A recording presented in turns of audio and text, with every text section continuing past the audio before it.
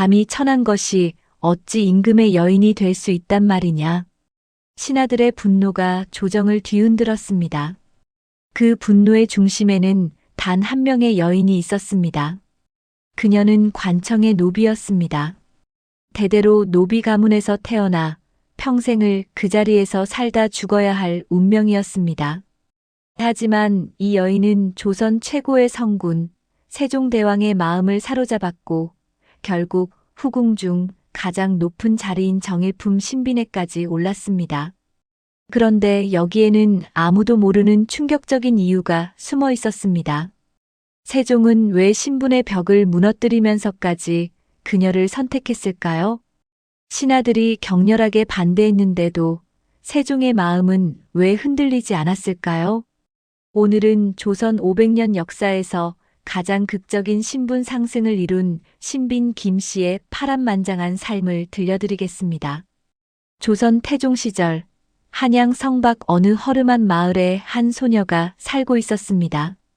이름은 옥분. 훗날 신빈 김씨로 역사에 이름을 남기게 될 그 여인의 어린 시절입니다. 옥분의 집안은 대대로 관청에 소속된 노비였습니다. 조선시대 노비는 사람이면서도 사람 취급을 받지 못하는 존재였습니다. 재산처럼 사고 팔 수 있었고 주인이 마음대로 처벌할 수도 있었습니다.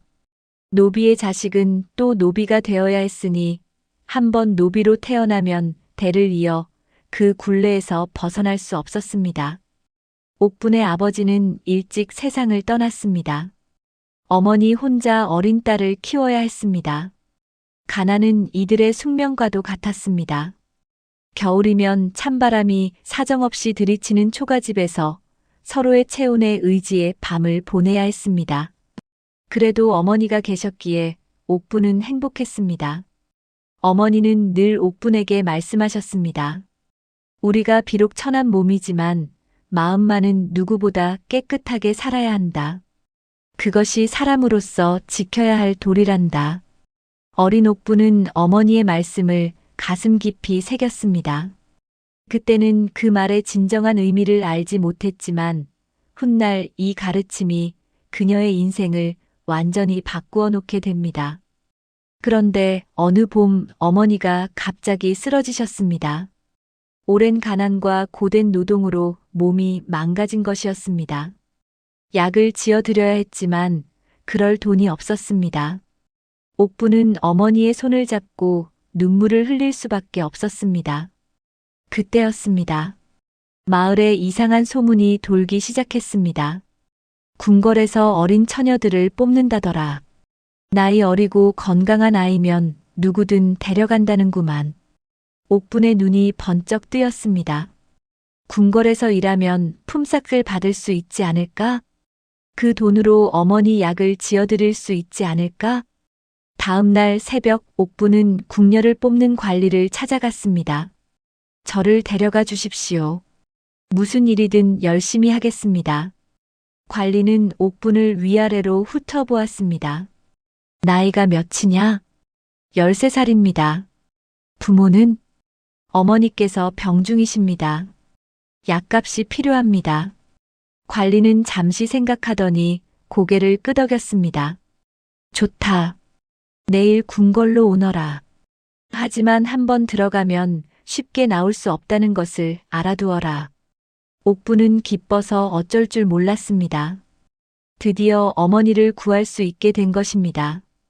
그날 밤 옥분은 병상의 어머니께 작별 인사를 드렸습니다. 어머니, 제가 궁궐에서 열심히 일해서 꼭 약을 사다 드릴게요. 그러니 건강하게 계셔야 해요. 어머니는 걱정스러운 눈으로 딸을 바라보셨습니다. 궁궐은 무서운 곳이라고 들었다. 조심해야 한다, 아가야. 걱정 마세요. 제가 알아서 잘할게요. 옥분은 눈물을 참으며 집을 나섰습니다. 뒤돌아보니 어머니가 문 앞에서 손을 흔들고 계셨습니다. 그것이 어머니를 본 마지막 모습이 될 줄은 그때는 꿈에도 몰랐습니다. 13살 소녀 옥분이 처음 경복궁 문을 들어섰을 때 그녀는 말 그대로 다른 세상에 온 것 같았습니다. 높이 솟은 기와 지붕, 화려한 단청, 끝이 보이지 않는 넓은 마당. 허름한 초가집에서 살던 소녀에게 이 모든 것은 상상조차 할 수 없었던 광경이었습니다. 옥분이 배치된 곳은 내자시라는 관청이었습니다. 내자시는 대궐에서 사용하는 모든 물품을 관리하는 곳이었습니다. 비단, 의복, 각종 생활용품까지 왕실에서 필요한 온갖 것들이 이곳을 거쳐갔습니다. 처음에 옥부는 가장 낮은 자리에서 허드렛 일을 맡았습니다. 무거운 짐을 나르고 청소를 하고 선배 궁녀들의 심부름을 하는 것이 그녀의 일과였습니다. 힘든 일이었지만 옥부는 불평 한마디 하지 않았습니다.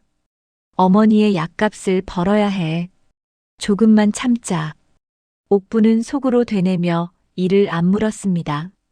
그리고 누구보다 열심히 성실하게 일했습니다. 며칠이 지나자 옥분의 성실함은 주변 사람들의 눈에 띄기 시작했습니다. 저 아이 참 부지런하구나. 맞아. 시키는 일마다 군말 없이 해내더라고. 천안 출신이라고 하던데 일하는 품이 보통이 아니야. 좋은 평판이 쌓이면서 옥부는 조금씩 더 중요한 일을 맡게 되었습니다. 어느 날은 중전전에 물건을 전달하는 심부름을 가게 되었습니다. 중전전, 왕비가 거처하는 곳입니다. 내자시의 말단 궁녀에게 이곳은 감히 바라볼 수도 없는 신성한 장소였습니다. 옥부는 조심조심 발걸음을 옮기며 물건을 들고 복도를 지나갔습니다. 그런데 그때였습니다. 갑자기 앞에서 쿵 하는 소리와 함께 누군가 넘어지는 기척이 들렸습니다.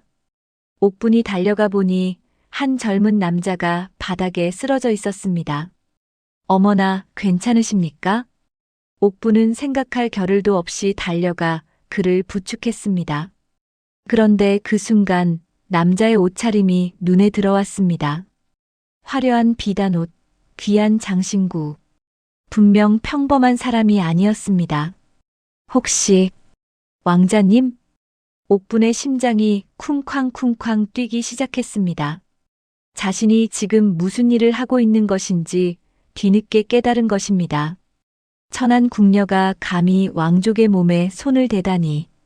하지만 이미 부축한 상태였습니다. 옥부는 어쩔 줄 몰라 하며 고개를 들었습니다. 그리고 그와 눈이 마주쳤습니다. 깊고 따뜻한 눈빛이었습니다. 옥부는 그 눈빛에서 이상하게 마음이 편안해지는 것을 느꼈습니다. 고맙구나. 내 덕분에 크게 다치지 않았다. 남자가 부드러운 목소리로 말했습니다. 아, 아닙니다. 소인이 주제넘게. 옥부는 황급히 무릎을 꿇으려 했습니다. 하지만 남자가 그녀의 팔을 잡았습니다. 일어나라. 사람을 도왔는데 무릎을 꿇을 필요가 있느냐? 아, 하지만. 그나저나 너는 어느 처소에서 일하느냐? 소인은 내자시에서 일하는 궁녀입니다. 이름은 옥분이라 합니다. 옥분이라. 참 고운 이름이구나. 남자는 미소를 지었습니다. 그 미소가 어찌나 따뜻하던지 옥부는 얼굴이 화끈 달아오르는 것을 느꼈습니다. 나는 충령이다. 앞으로 또 만나게 되면 반갑게 인사하구나. 충령. 그 이름을 듣는 순간 옥분의 심장이 멎는 것 같았습니다. 충령대군이라면 태종의 셋째 아들이자 학문에 뛰어나기로 소문난 왕자가 아닙니까? 옥부는 급히 엎드려 절을 올렸습니다. 대군마마 소인이 눈이 어두워 알아뵙지 못했습니다. 용서하여 주십시오. 허허, 그런 거 하지 않아도 된다. 자연스럽게 대해주는 것이 오히려 좋구나. 다른 궁녀들은 나를 보면 벌벌 떨기만 하는데 넌 참 담대하구나. 충령대군은 웃으며 자리를 떠났습니다. 옥부는 한동안 그 자리에서 일어나지 못했습니다.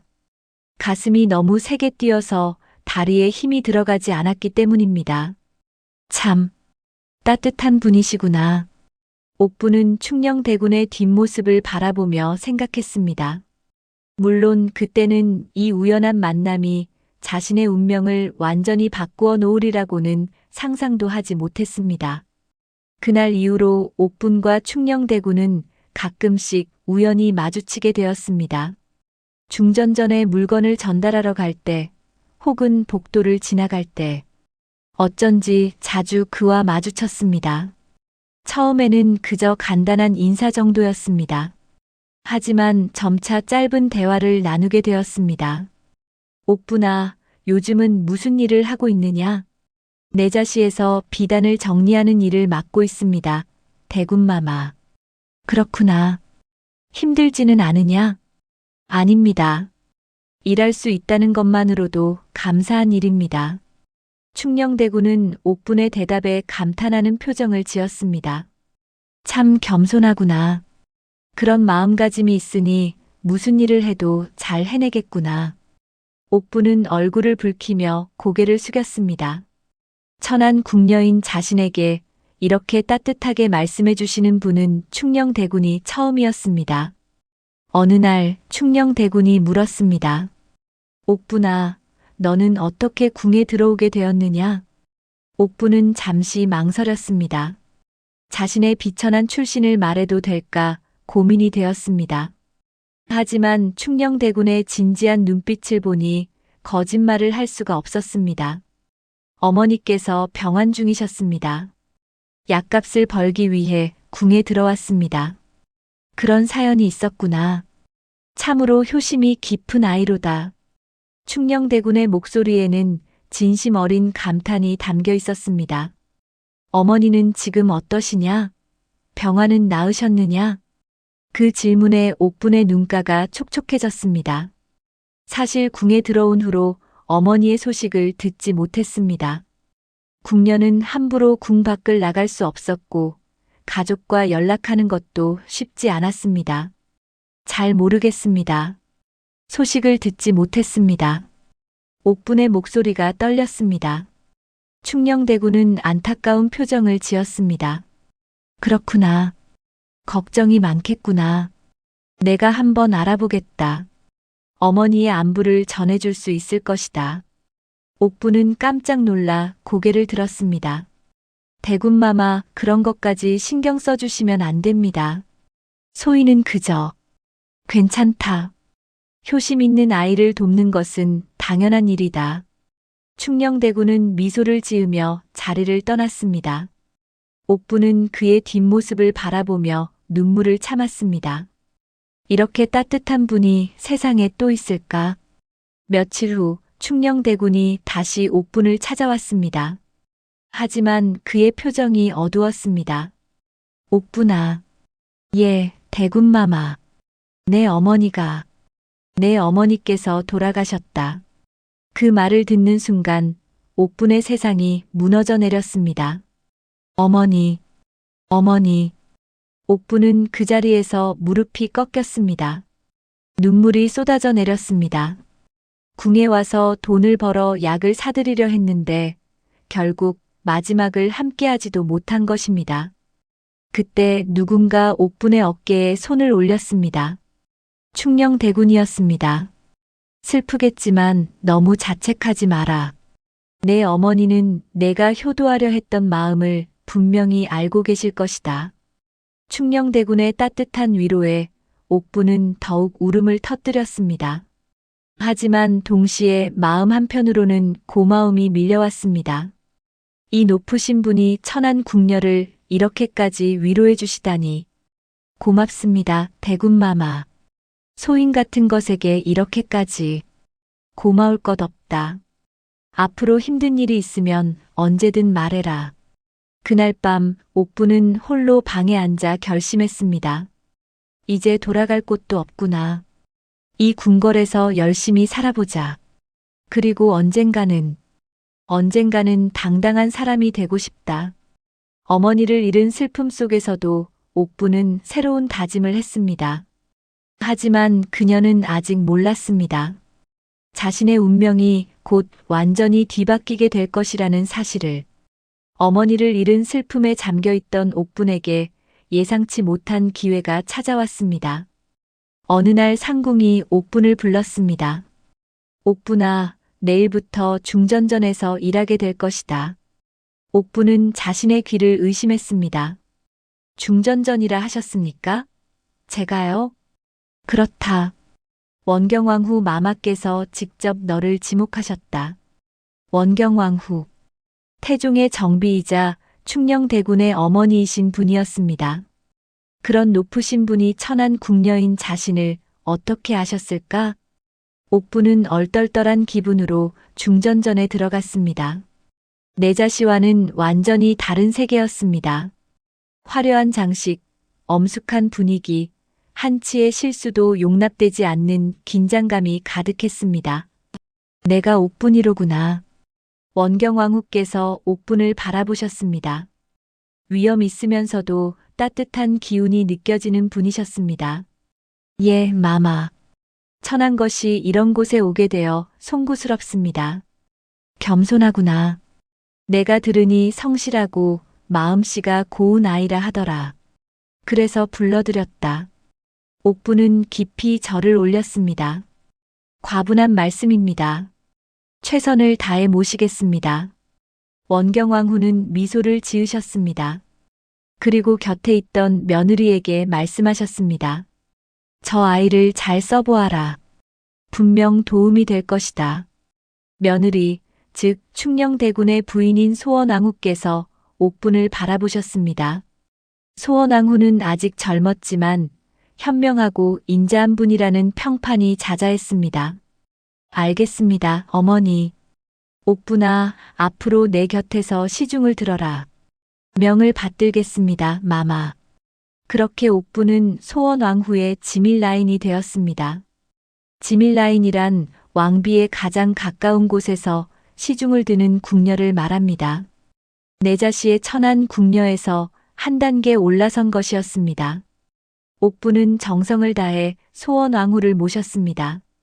옷을 정리하고 식사를 준비하며 때로는 책을 읽어드리기도 했습니다. 소원왕후는 점점 옥분을 신뢰하게 되었습니다. 옥분아, 너는 참 특별한 아이구나. 무슨 말씀이십니까, 마마? 다른 궁녀들은 자기 욕심을 먼저 생각하는데 넌 항상 다른 사람을 먼저 챙기더구나. 옥부는 고개를 숙였습니다. 그저 마마를 잘 모시고 싶을 뿐입니다. 그래, 그 마음가짐이 참 기특하구나.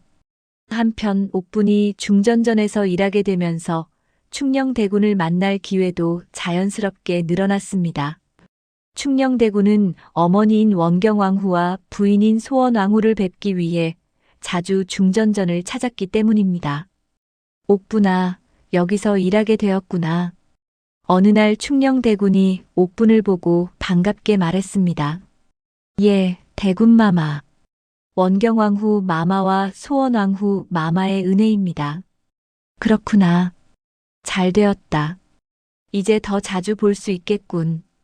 그 말에 옥분의 가슴이 두근거렸습니다. 물론 충녕대군은 그저 가벼운 인사말로 한 것이겠지만 옥분에게는 특별하게 들렸습니다. 하지만 이런 두 사람이 가까워지는 모습을 곱지 않게 바라보는 눈들이 있었습니다. 쳇, 또 대군마마께서 저 아이에게 말을 거시네. 천한 것이 주제도 모르고. 중전전의 다른 궁녀들 사이에서 수군거림이 시작되었습니다. 충녕대군이 옥분에게 친절하게 대하는 모습이 눈에 거슬렸던 것입니다. 아무리 그래도 노비 출신이잖아. 우리보다 훨씬 낮은 신분인데 무슨 배짱으로 저러는 거야? 그러게. 대군마마의 호의를 자기 몸값으로 착각하는 것 같아. 처음에는 뒤에서 수군거리는 정도였습니다. 하지만 시간이 지나면서 점점 노골적인 괴롭힘이 시작되었습니다. 어느 날 옥분이 자신의 방에 들어갔을 때 이불 속에서 벌레가 기어나왔습니다. 누군가 일부러 넣어둔 것이 분명했습니다. 누가 이런 짓을. 옥분은 치가 떨렸지만 참았습니다. 범인을 찾아봐야 증거도 없고 오히려 자신만 곤란해질 것이 뻔했습니다. 또 어느 날은 옥분이 소원왕후께 올릴 식사를 준비하는데 누군가 음식에 이물질을 넣어 놓았습니다. 다행히 옥분이 미리 발견해서 큰일은 피했지만 이 일로 상궁에게 크게 꾸중을 들어야 했습니다. 어떻게 이런 실수를 할 수가 있느냐? 중전 마마께 올리는 음식이다. 죄송합니다. 앞으로 더욱 조심하겠습니다. 옥분은 억울했지만 변명하지 않았습니다. 누군가 자신을 모함하고 있다고 말해봐야 믿어주지 않을 것이 뻔했습니다. 가장 힘든 것은 소원왕후께 폐를 끼치는 것이었습니다. 옥분은 자신 때문에 소원왕후께서 곤란해지실까봐 밤잠을 이루지 못했습니다. 마마, 소인이 부족하여 자꾸 실수를 범합니다. 정말 죄송합니다. 하지만 소원왕후는 자애로우셨습니다. 옥분아, 너무 자책하지 마라. 궁궐 생활이 쉽지 않다는 것, 내가 모르겠느냐? 마마. 그리고 요즘 내 주변에서 일어나는 일들, 내가 모른다고 생각하느냐? 옥분은 깜짝 놀랐습니다. 소원왕후께서 알고 계셨던 것입니다. 누군가 너를 괴롭히고 있구나. 하지만 너는 아무 잘못이 없다. 그러니 위축되지 말아라. 소원왕후의 따뜻한 말씀에 옥분은 눈물이 날 뻔했습니다. 이런 분을 모시게 된 것이 얼마나 다행인지. 1418년 조선 궁궐에 큰 정치적 변화가 일어났습니다. 태종의 맏아들 양녕대군이 세자 자리에서 폐위되고 셋째 아들 충녕대군이 새로운 세자로 책봉되었습니다. 그리고 같은 해 태종이 양위하면서 충녕대군이 왕위에 올랐습니다. 세종대왕의 탄생이었습니다. 즉위식 날 옥분은 멀리서 새로운 임금이 된 세종을 바라보았습니다. 위엄 있는 골룡포를 입고 어좌에 앉은 그의 모습은 예전에 복도에서 넘어져 있던 그 따뜻한 왕자님과는 전혀 달라 보였습니다. 이제 정말 다른 세상의 분이 되셨구나. 옥분은 씁쓸한 마음이 들었습니다. 왕이 된 이상 이제 예전처럼 가까이 할 수는 없을 것입니다. 아니, 가까이에서도 안 되는 것입니다. 하지만 옥분은 몰랐습니다. 세종 역시 왕이 되었음에도 불구하고 그녀를 잊지 못하고 있다는 것을. 즉위 후 세종은 바쁜 나날을 보냈습니다. 새로운 정책을 추진하고 신하들과 회의하며 나라의 기틀을 다지는데 온 힘을 쏟았습니다. 하지만 그 와중에도 그는 종종 중전전을 찾았습니다. 전하, 어머니를 뵈러 오셨습니까? 소원왕후가 물었습니다. 그렇소. 그리고 중전도 보고 싶었소. 세종은 이렇게 말했지만 사실 그의 눈은 소원왕후 곁에 있는 옥분에게 자꾸 향했습니다. 옥분아, 요즘은 어떻게 지내고 있느냐? 어느 날 세종이 옥분에게 직접 말을 걸었습니다. 주변 궁녀들의 시선이 일제히 옥분에게 쏠렸습니다. 전하의 은혜로 평안히 지내고 있습니다.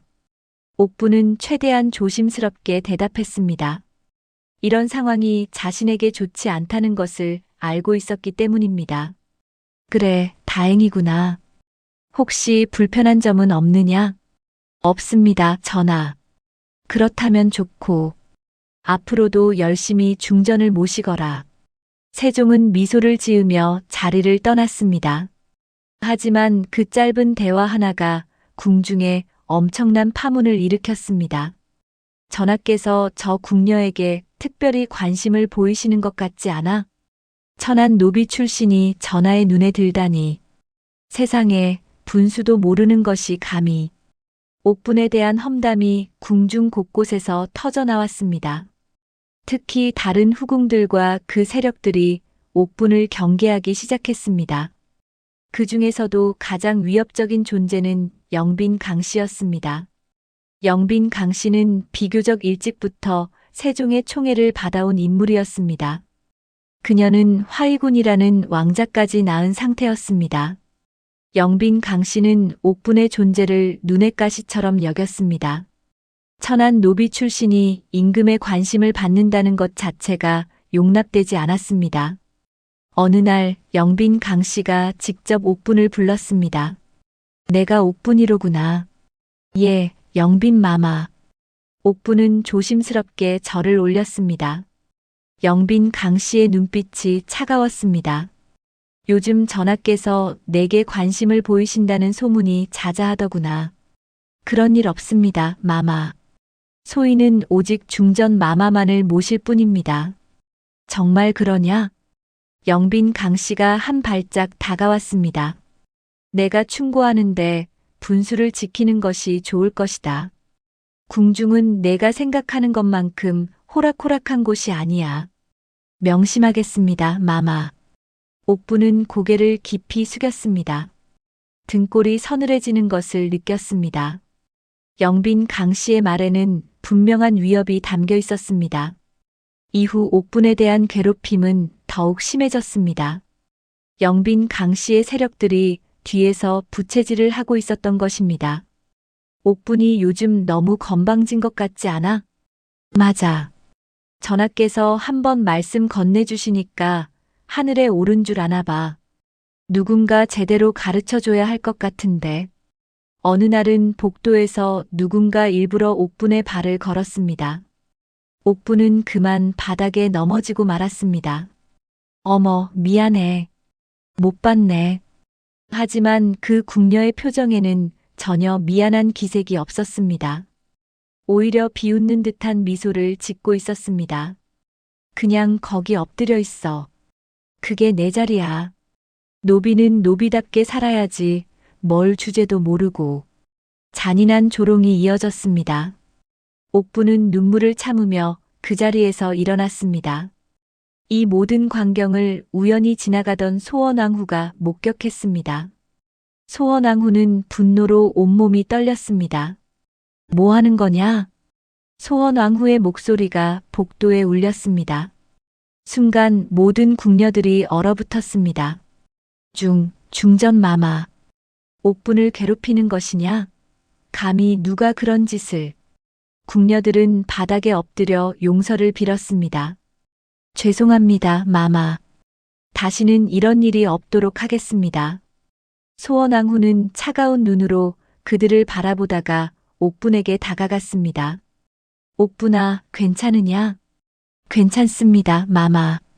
하지만 옥분의 눈가에는 눈물 자국이 역력했습니다. 그날 밤 소원왕후는 세종을 찾아가 이 일을 모두 털어놓았습니다. 전하, 옥분이 너무 고생하고 있습니다. 궁중 사람들의 괴롭힘이 날로 심해지고 있습니다. 세종의 얼굴이 굳어졌습니다. 그런 일이 있었단 말이오? 예, 전하. 이런 상황이 계속된다면 옥분이 견디기 어려울 것 같습니다. 세종은 깊은 고민에 빠졌습니다. 옥분을 보호하고 싶었지만 그럴수록 더 큰 반발만 불러일으킬 것이 분명했습니다. 하지만 세종은 포기할 생각이 없었습니다. 오히려 이런 상황이 그의 의지를 더욱 확고하게 만들었습니다. 과인이 사랑하는 사람을 이렇게 괴롭히다니. 절대 용납할 수 없다. 세종의 눈빛이 단호하게 변했습니다. 곧 그는 놀라운 결정을 내리게 됩니다. 며칠 후 궁중에 충격적인 소식이 퍼졌습니다. 세종대왕이 조정에서 신하들 앞에 직접 나서서 옥분을 자신의 승은을 입을 후궁 후보로 지명했다는 것이었습니다. 전하께서 정말로. 옥분은 믿을 수 없었습니다. 천한 궁녀인 자신이 후궁이 될 수 있다는 것입니까? 하지만 이 결정은 궁중을 더 큰 혼란에 빠뜨렸습니다. 영빈 강 씨를 비롯한 기존 세력들이 강하게 반발하기 시작한 것입니다. 천한 노비를 후궁으로 삼다니 이는 조선의 체면을 손상시키는 일입니다. 신분의 차이를 무시하면 궁중의 기강이 무너집니다. 신하들의 반대도 거셌습니다. 상소가 빗발쳤고 조정은 떠들썩해졌습니다. 전하, 다시 한번 신중히 생각해 주시옵소서. 도승지를 비롯한 주요 신하들이 세종 앞에 무릎을 꿇었습니다. 신분의 차이를 무시하면 조선의 기강이 무너집니다. 하물며 천한 노비를 후궁으로 삼다니 이는 만세의 웃음거리가 될 것입니다. 그렇습니다, 전하. 옥부는 아무리 생각해도 후궁의 그릇이 못 됩니다. 신하들의 거센 반대에도 불구하고 세종의 마음은 변하지 않았습니다. 과인이 누구를 후궁으로 삼든 그것은 과인의 권한이다. 누가 감히 간섭하느냐? 세종의 단호한 목소리에 신하들은 입을 다물었습니다. 하지만 그들의 눈빛에는 여전히 불만이 가득했습니다. 이런 분위기 속에서 가장 고통받는 것은 옥분이었습니다. 천한 것이 감히 후궁이 되려고 분수도 모르는 년이 전하를 유혹했군. 노비 주제에 하늘을 넘보다니. 궁중 곳곳에서 옥분을 향한 험담과 조롱이 쏟아져 나왔습니다. 특히 영빈 강씨와 그 세력들은 더욱 노골적으로 옥분을 괴롭혔습니다. 어느 날 영빈 강씨가 다시 옥분을 불렀습니다. 영빈 강씨의 처소에는 다른 후궁들과 상궁들이 모여 있었습니다. 마치 재판정 같은 분위기였습니다. 옥분아, 이리 와봐. 네, 영빈 마마. 옥분은 떨리는 마음으로 절을 올렸습니다. 너 정말로 후궁이 되려고 하는 거야? 소인은 전하의 뜻에 따를 뿐입니다. 전하의 뜻이라고? 영빈 강씨가 비웃었습니다. 웃기는 소리 하지 마. 내가 무슨 수를 썼는지는 모르겠지만 감히 노비 주제에 후궁 자리를 넘보다니. 영빈 마마, 소인은 그런. 입 닥쳐. 영빈 강씨의 목소리가 날카로워졌습니다. 내가 무슨 말을 해도 소용없어. 너 같은 천한 것이 우리와 같은 자리에 앉는다는 것 자체가 말이 안 돼. 주변의 다른 후궁들도 하나둘씩 옥분을 비난하기 시작했습니다. 맞아. 신분의 차이를 생각해봐.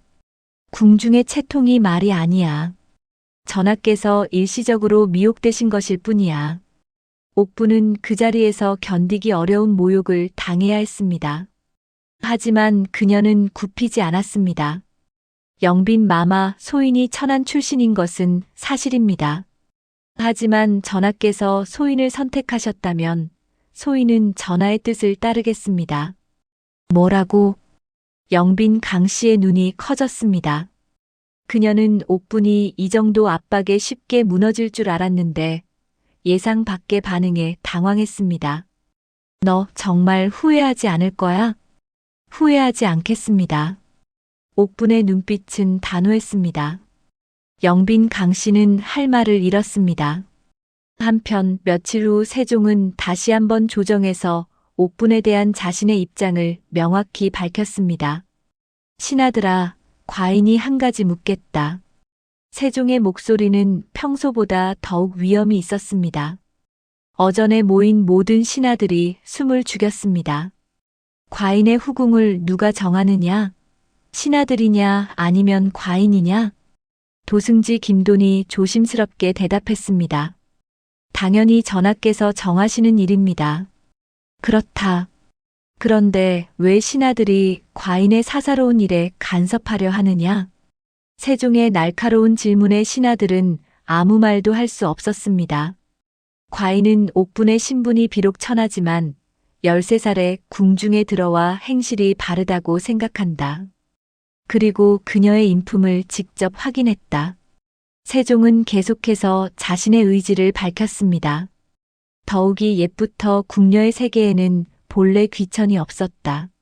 노래하던 아이를 궁중에 들인 자도 있었고 일찍이 남을 섬기다가 궁중에 들어온 자도 있었다. 신하들은 세종의 논리에 말문이 막혔습니다. 역사적으로도 신분이 낮은 여인이 후궁이 된 사례가 없지 않았기 때문입니다. 김 씨의 출신은 비록 천하지만 겨우 13살에 궁중에 들어왔으니 이후에 쌓은 덕은 바른 것이다. 과인이 김 씨를 빈이나 귀인으로 승격시키고자 하는데 어떻게 생각하느냐? 이때 도승지 김돈이 신하 등 다른 신하들과 잠시 의논한 후 대답했습니다. 옛 부인제는 출신의 귀천을 따지지 않았다고 하오니 김 씨를 귀인으로 삼아도 아무런 문제될 것이 없을 것 같습니다. 세종은 만족스러운 표정을 지었습니다. 드디어 신하들도 자신의 뜻을 이해하기 시작한 것이었습니다. 1439년 1월 세종은 정식으로 옥분을 소위에서 귀인으로 승격시켰습니다.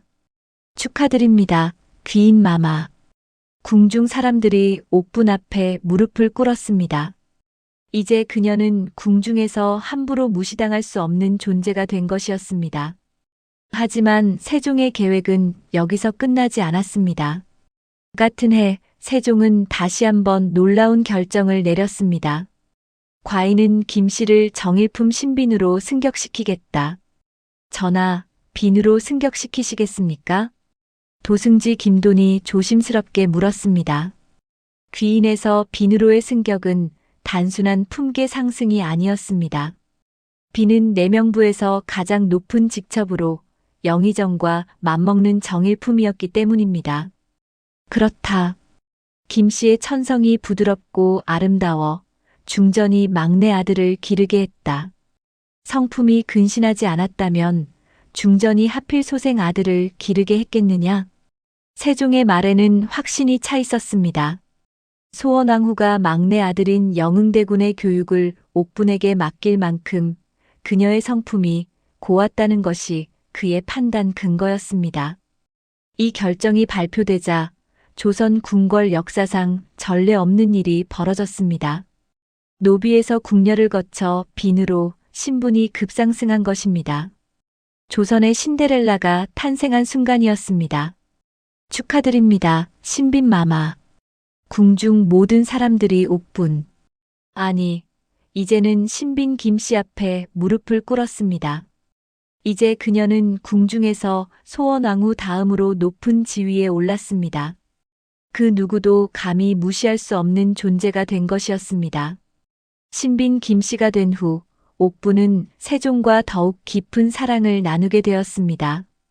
그리고 그 사랑의 결실로 아이를 갖게 되었습니다. 1427년 세종 9년 신빈 김씨는 첫 번째 아들인 계양군을 출산했습니다. 축하드립니다, 신빈 마마. 건강한 왕자를 낳으셨습니다. 궁중이 경사로 들썩였습니다. 신빈 김씨가 왕자를 낳았다는 것은 그녀의 지위를 더욱 확고하게 만드는 일이었습니다. 세종은 직접 신빈의 처소를 찾아와 아들을 확인했습니다. 참 건강하게 생겼구나. 이름은 계양군이라 하겠다. 감사합니다, 전하.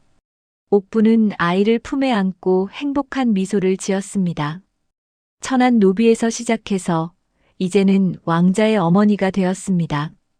꿈만 같은 일이었습니다. 하지만 이것은 시작에 불과했습니다. 신빈 김씨는 1427년부터 1439년까지 약 12년간 아들만 6명을 두었습니다.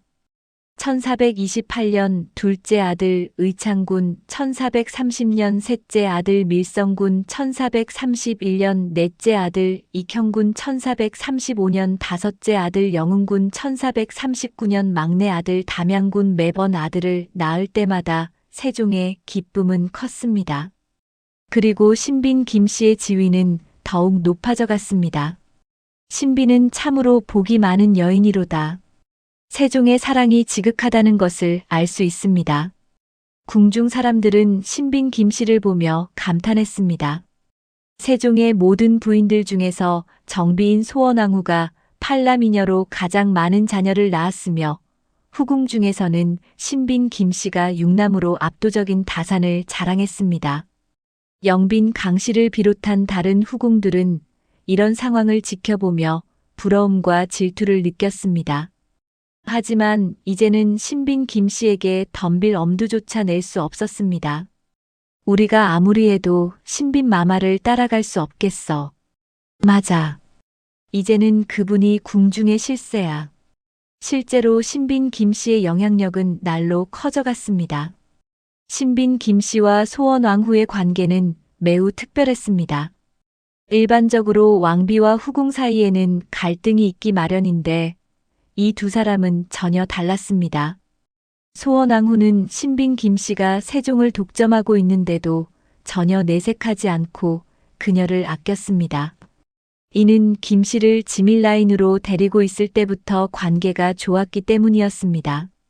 게다가 김 씨는 품계가 올라도 전혀 교만해지지 않고 나인 시절처럼 소원왕후를 충직하게 받들어 모셨습니다.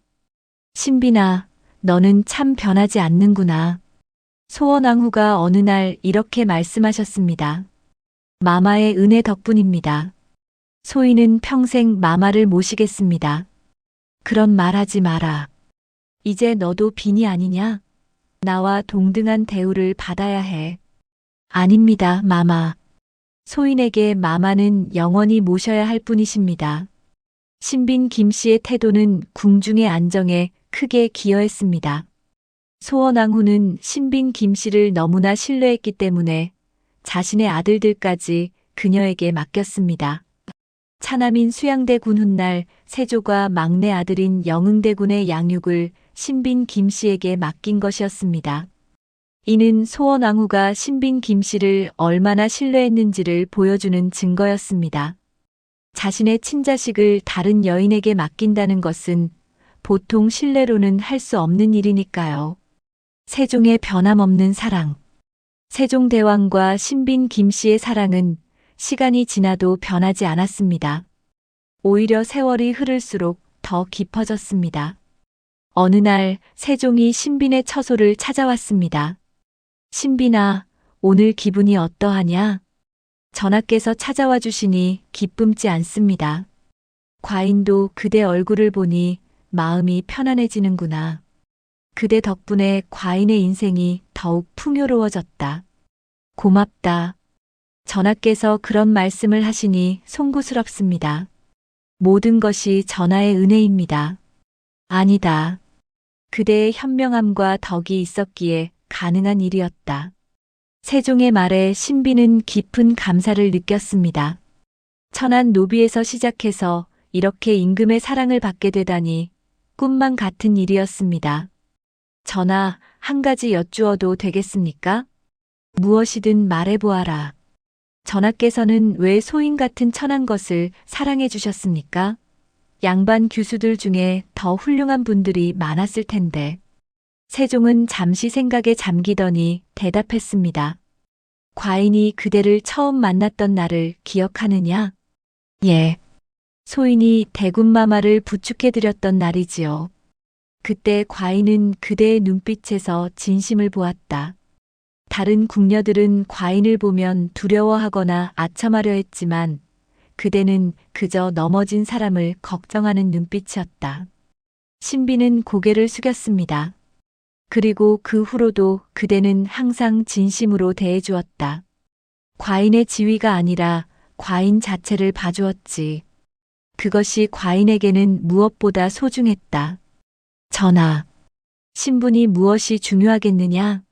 사람의 가치는 마음에서 나오는 것이다. 그대의 마음은 그 어떤 양반 규수보다도 아름다웠다. 세종의 말에 신비는 눈물이 핑 돌았습니다. 이런 분을 사랑하게 된 것이 얼마나 큰 행운인지 새삼 느꼈습니다. 자식들에게 전하는 가르침. 신빈 김 씨는 6명의 아들을 훌륭하게 키워냈습니다. 그녀는 아이들에게 항상 겸손과 덕을 강조했습니다. 어느 날 신비는 자신의 아들들을 모두 불러 모았습니다. 너희들아, 어머니가 할 말이 있다. 네, 어머니. 아들들이 공손히 대답했습니다. 어머니는 천한 출신에서 시작해서 이런 자리까지 올라왔다. 하지만 그것이 가능했던 것은 어머니 혼자의 힘이 아니었다. 아들들은 어머니의 말에 귀를 기울였습니다. 세종대왕의 사랑, 소원왕후의 은혜, 그리고 많은 사람들의 도움이 있었기에 가능한 일이었다. 너희들도 그것을 잊지 말아라.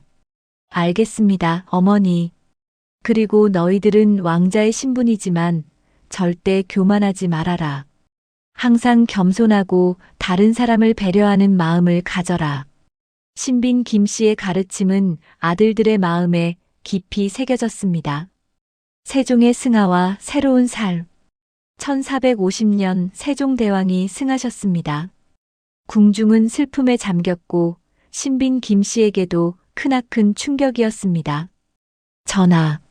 신빈은 세종의 영전 앞에서 오열했습니다. 자신을 사랑해주고 천한 신분에서 끌어올려 주신 분이 세상을 떠나신 것입니다. 세종의 승하와 함께 신빈 김 씨는 선왕의 후궁들은 머리를 깎는다는 풍습에 따라 비구니가 되었습니다. 신빈 마마, 정말로 머리를 깎으시겠습니까?